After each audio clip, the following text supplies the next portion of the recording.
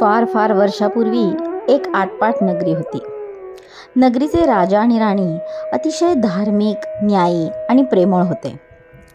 राजा एकदा शिकारीला गेला होता, तेव्हा त्याला एक भलं मोठं तळं दिसलं आणि तिथे एक ऋषी हवन करीत बसलेला होता. पण तिकडे गेल्यावर राजाचा घोडा मात्र फार अस्वस्थ झाला आणि घोडा लगाम सोडून आत धावत गेला. त्या आश्रमात अनेक वेगळ्या वेगळ्या आकाराचे दगड होते. घोडा त्या प्रत्येक दगडाजवळ जाऊन त्याचा वास घ्यायला लागला. राजाला वाटलं काहीतरी वेगळं आहे, पण तरी पण तो पुढे पुढे जात राहिला. आणि जेव्हा राजा परत यायला निघाला तेव्हा त्याला एक आवाज आला. तू 108वा. राजाला एकदम काही कळेना आणि मग त्याला जाणवलं की घोड्याने जे वास घेतलेले दगड होते ना, ते 107 होते. त्याला अचानक जाणीव व्हायला लागली की त्याचंच अंग दगडाचं व्हायला लागलंय आणि कमरेपर्यंत तो दगड झाला होता. एवढ्यात तिथे घोडा आला आणि घोड्याने राजाच्या कानाला कान लावला, तोंडाला तोंड लावलं आणि तो राजाला सगळीकडे चाटायला लागला. घोड्याने जिथे जिथे स्पर्श केला ना, जिथे जिथे कान लावला, तो भाग राजाचा दगड झाला नाही. हळूहळू राजाला हलकं वाटायला लागलं आणि अवघ्या 2 घटिकांमध्ये राजाचा दगड झालेला भाग सुद्धा नॉर्मल झाला. राजाला जाणवलं की इथे काहीतरी वेगळं आहे आणि इथून आता निघायला हवं. पण तरीसुद्धा त्या ऋषींचा मान ठेवायचा म्हणून नमस्कार करायचा विचार त्याच्या मनात आला आणि हा विचार येता क्षणी घोड्याने त्याला जोरात लाथ मारून आश्रमाच्या बाहेर ढकललं. हे खरं म्हणजे अजिबातच अपेक्षित नव्हतं, कारण घोडा हा कुत्र्यासारखाच अतिशय हिमानी प्राणी आहे. मग असं का घडलं असेल असा विचार करत राजाने मागे वळून पाहिलं तर ऋषीच्या जागी राजाला राक्षस दिसला. काळ्या विद्येने भरलेला राक्षस. असं पाहिल्यावर राजा दचकला आणि पुढे बघतो तर काय, तर त्याची राणी आणि राणीचे वडील हे समोरून येत होते आणि रथातून राजाचे वानप्रस्थाश्रमात गेलेले आई वडील येत असतात. राजा म्हणाला, तुम्ही सगळे इथे कसे?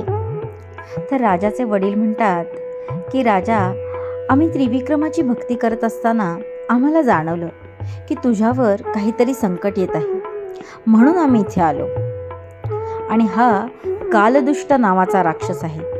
आपल्या साम्राज्याचा हा वैरी आहे आणि त्यानेच हा सगळा कट रचलेला आहे. राजा म्हणाला, हे सगळं ठीक आहे, पण ह्या घोड्याला हे सगळं कसं समजलं आणि त्याने मला ह्या सगळ्यातनं कसं बरं वाचवलं? तर राजाचे वडील म्हणतात, राजा, आम्ही सगळे त्रिविक्रमाचे भक्त, पण तू मात्र नास्तिक.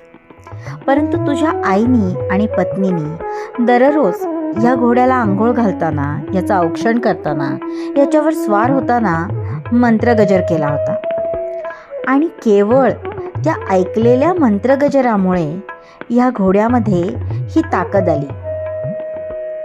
हे ऐकताच राजाला प्रचंड आश्चर्य वाटतं आणि तोही मंत्रगजर करायला सुरुवात करतो. पण तेवढ्यात राणी त्याला थांबवते आणि म्हणते, तुम्ही आधी तुमच्या मातापित्यांना आणि गुरूंना नमस्कार करा. राजा आई वडिलांना आणि राजगुरूंना म्हणजेच राणीच्या वडिलांना, राणीचे जे वडील असतात तेच ह्या राजाचे राजगुरू असतात, यांना नमस्कार करून मंत्रगजर करायला सुरुवात करणार.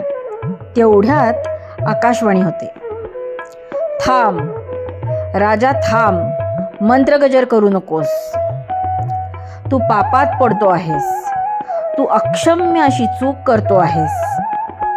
राजा, तुझा खरा गुरु हा राजगुरू नसून हा अश्व आहे. ह्यानेच तुला नाम दिलं, हा गजर दिला. त्यांनी त्याच्या कानाने ऐकलेला गजर तुला दिला आणि तुझा बचाव केला. त्यामुळे तू आधी या अश्वाला अंबज्ञ म्हण, त्याला नमस्कार कर. आणि जोपर्यंत तू हे करत नाहीस तोपर्यंत मी तुझा मंत्रगजर स्वीकारू शकत नाही. असं पाहिल्यावर सगळ्यांचेच डोळे पाणावतात. राजा त्या अश्वाला नमस्कार करतो, मनापासून त्याला गुरु मानतो आणि मंत्रगजर करायला सुरुवात करतो. आणि पाहतो तर काय, आजूबाजूचा सगळा परिसर हा अतिशय सुंदर अशा फुलांनी वेलींनी भरून गेलेला आहे. जो वृक्ष प्रदेश होता, जे तिथले दगड होते, ते पूर्णपणे राजाच्या मातापित्यांच्या कृपेमुळे आणि त्यांच्या मंत्रगजरामुळे हे पूर्ववत मानव झालेले आहेत. ही अश्वाची कथा आम्हाला बापूंनी सांगितली आणि आज ती इथे साकारण्याचा प्रयत्न केला आहे. सच्चिदानंद उत्सव 2023 च्या तुम्हा सगळ्यांना खूप खूप मनापासून शुभेच्छा.